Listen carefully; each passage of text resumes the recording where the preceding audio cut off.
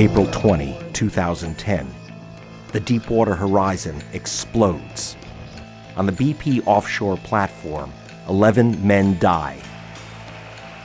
And Gulf Coast shores are poisoned with BP oil.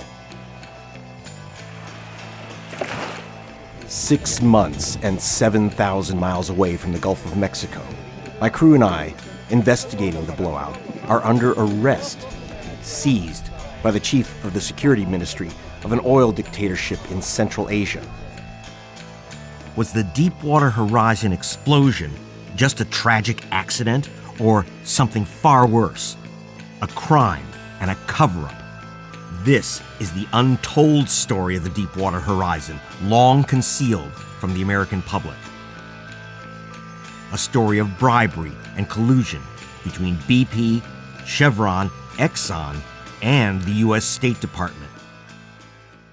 Within days of the explosion, I received a message from a terrified witness who said it was too dangerous to use official mail. The witness, extraordinarily, was on a ship floating in the middle of the Caspian Sea. When I got to a secure phone line, what I heard was a shocking accusation. The Deepwater Horizon was not BP's first big offshore platform blowout. BP very nearly had a blowout on the Central Azeri platform in the Caspian Sea last year. The platform was engulfed in a gas cloud following the implementation of the nitrogen cement job, and all 140 plus personnel had to take the lifeboats and abandon the platform. It was mayhem. A money-saving, quick-dry cement had failed. BP concealed this information and continued to use the cement, which failed again on the Deepwater Horizon, incinerating 11 men. To get the evidence, our crew flew from New York to Central Asia, then to Baku, Azerbaijan, to the shoreline of the Caspian Sea's giant oil fields.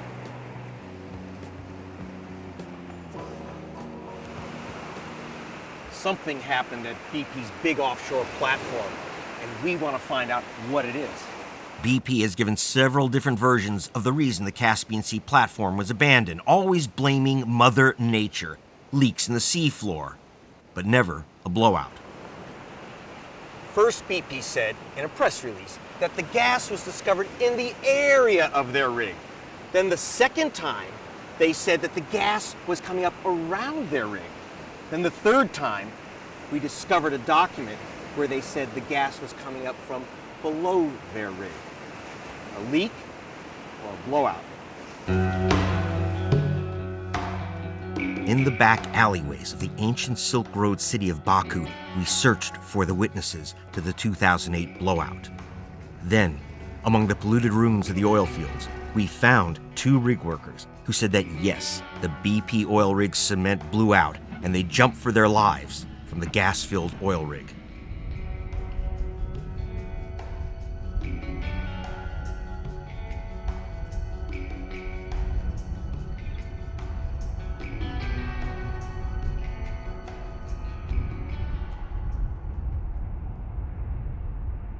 But when we set off across the roadless desert to meet our witnesses, we were arrested.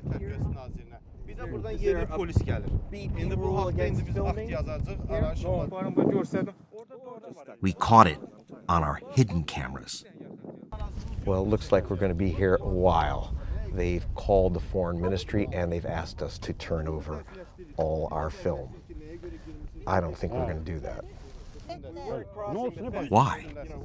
The secret police chief told us proudly in Azeri, BP drives this country.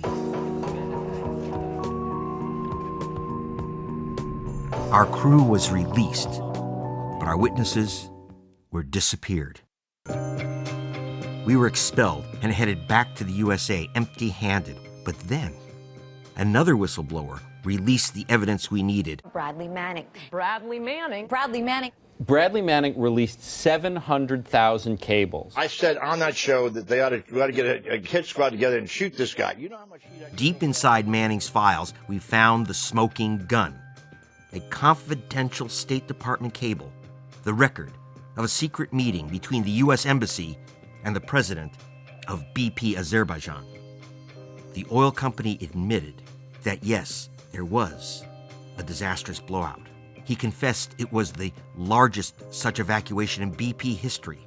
But the State Department, headed by a former Chevron executive, Condoleezza Rice, told Chevron and Exxon about the blowout. What BP said in secrecy was quite different from what BP, Chevron, and Exxon's chiefs told the United States Congress. Here is BP Vice President David Rainey testifying before Congress just 6 months prior to the Deepwater Horizon explosion. I think we also need to remember that OCS development has been going on for the last 50 years. And it has been going on in a way that is both safe and protective of the environment. Safe? All three oil company chiefs left out of their testimony any mention of the blowout that occurred just 1 year earlier in the Caspian Sea. Confronted BP about the cover-up, they admitted they never told U.S. regulators about the blowout, but they did confess to the Azerbaijan government.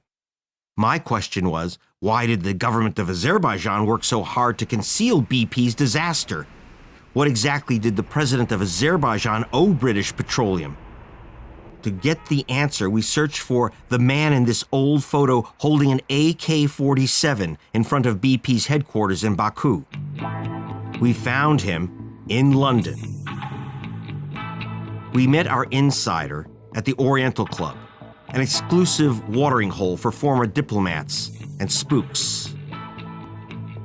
Les Abrahams worked simultaneously for BP and MI6, British intelligence.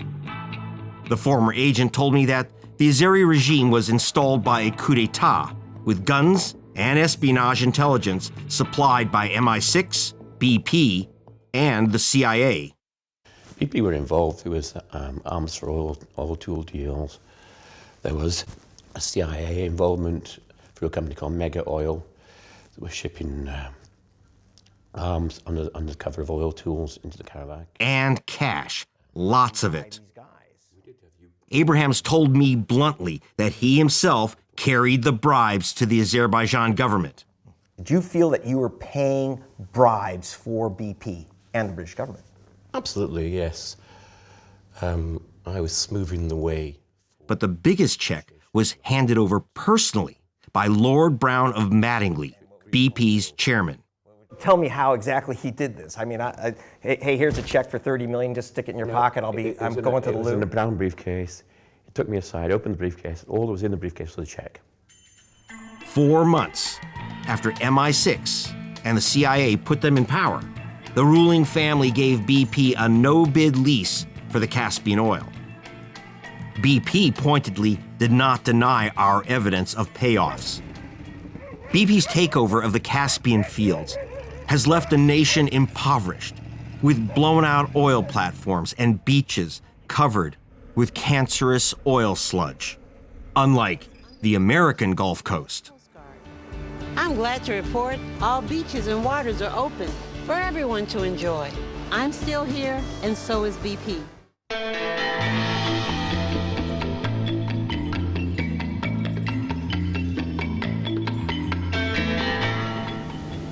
We flew down to the Gulf Coast to go swimming on these clean beaches. Then changed our minds. I walked the beach with Professor of Biology and pollution expert Rick Steiner.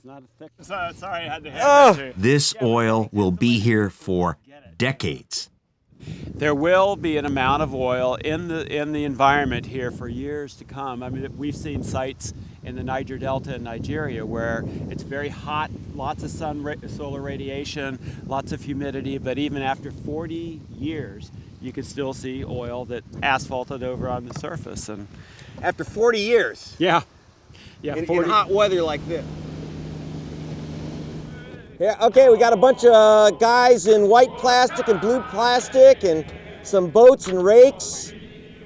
It looks like a BP beach party.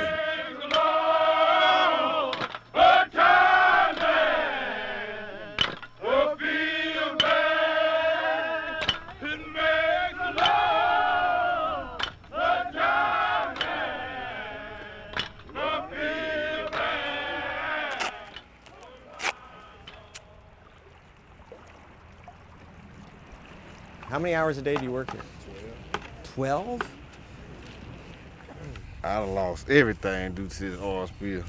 And they don't want to pay me, help me get no car. I don't know what to do. I give up. That's why what brought me out here. Got nothing but bread and bologna in the refrigerator. Just bread and bologna? That's it. A couple hot dogs. And what about your kids? Well, I don't eat sometimes. Let them eat. It's all right. They've done about 500 yards in a month, and they only have the rest of this beach and another 600 miles to go. And then they got to do it again. From the scene of the unending cleanup and unending cover-up, this is Greg Palast reporting.